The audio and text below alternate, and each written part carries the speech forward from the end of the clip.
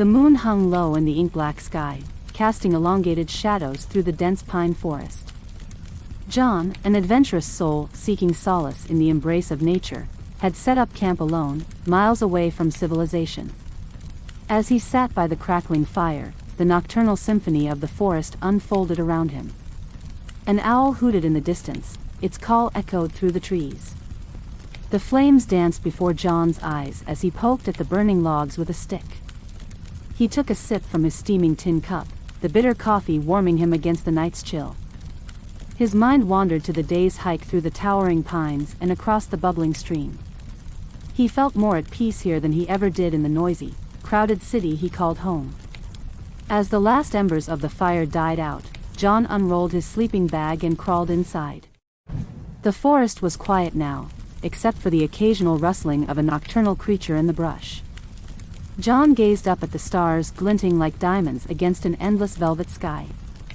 He took a deep breath of the crisp, pine-scented air.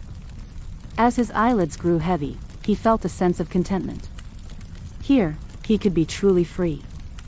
However, amidst the rustling leaves and distant hoots of owls, John began to perceive something unnerving, faint, indecipherable whispers that seemed to ride the gentle breeze. Ignoring them at first, he dismissed the sounds as mere figments of his imagination. As the night deepened, so did the whispers. They wrapped themselves around John's consciousness, insistent and haunting. Unable to ignore them any longer, he followed the ethereal voices into the heart of the forest. Unbeknownst to John, obscured by the thick canopy, a crashed alien vessel lay dormant, its hull embedded in the ancient soil. The whispers emanated from the vessel, reaching out like spectral fingers to anyone who dared to listen. John pushed through the dense underbrush, guided only by the pale moonlight and the hypnotic susurration of alien words. The forest took on a primordial, forbidding air, and John felt a prickle of unease. Still, an inexplicable pull led him onwards through the unfathomable blackness. Finally, John came upon a bizarre sight. In a small clearing, surrounded by towering pines, lay the vessel, sleek, metallic, glinting coldly.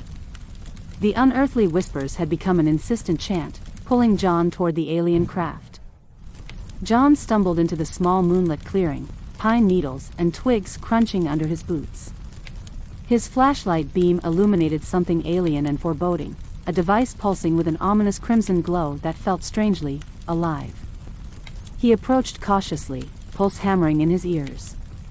The device was ovular, the size of a small car, half buried in the forest floor. Metallic hieroglyphs glinted across its surface, emitting an electromagnetic hum that resonated through John's bones. Compelled by fearful curiosity, he reached out a trembling hand to touch it. The moment his skin grazed the device, white-hot agony exploded through his body. It was as if lightning had struck his nerves. Lurid visions crashed into his mind, the cylindrical alien spacecraft breaking apart in the atmosphere, trailing smoke and fire. He glimpsed injured extraterrestrial beings, tall, spindly, with immense oval eyes, dragging themselves from the wreckage. With desperate urgency they buried the device, their last hope of retaliation against invaders.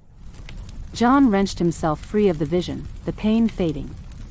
But within his cells and neurons he felt altered, as if charged with alien energy. The trees themselves began to warp and bend around him, shadows swirling in a maddening dance. Then a shriek erupted from the device, an ear-splitting electromagnetic sound that dropped John to knees.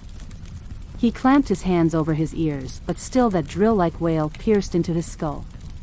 Blood trickled hot over his fingers. When he pulled them away, his skin was wet with crimson.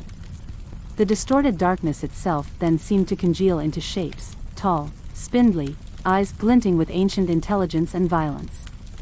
The entities surrounded him, nightmarish creatures cloaked in glitching light. Their psychic voices screamed in John's mind, drowning out all else. They had waited millennia for a chance to retrieve this lost weapon. John gripped his head in trembling hands as they tore into his memories, his sanity fraying under the ruthless mental assault. He tried to build walls around his mind, but their psychic power was immense, honed over eons. They would do anything, sacrifice anyone, to possess this power again. As excruciating darkness closed in, John knew with terrifying certainty that they would let nothing stop them this time. Not even him. In the final confrontation, John, now understanding the device's power, needed to outsmart the relentless extraterrestrials. As the forest quaked with the echoes of an otherworldly clash, John manipulated the alien artifact, using its capabilities to distort reality and create illusions. With cunning and resourcefulness, John led the aliens on a wild chase through the increasingly distorted woods. The once familiar pine trees twisted and contorted, bending at impossible angles, their shadows swirling in a hypnotic dance. The forest became a maze of uncertainty, the very ground and sky warping with each activation of the device.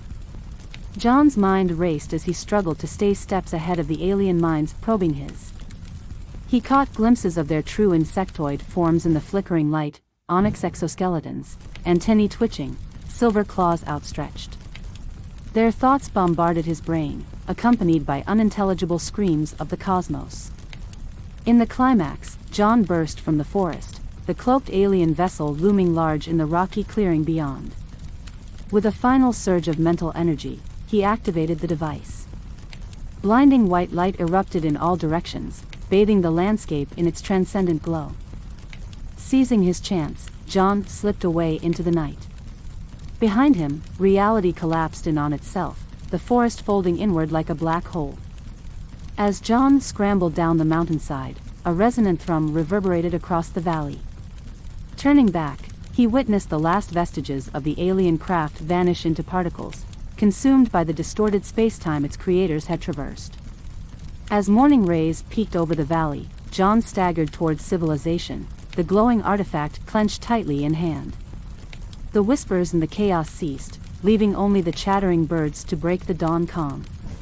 But John wandered alone with the weight of an otherworldly encounter, and the unsettling truth that some boundaries are not meant to be crossed, some secrets not meant to be unlocked, lest we unleash forces beyond our comprehension.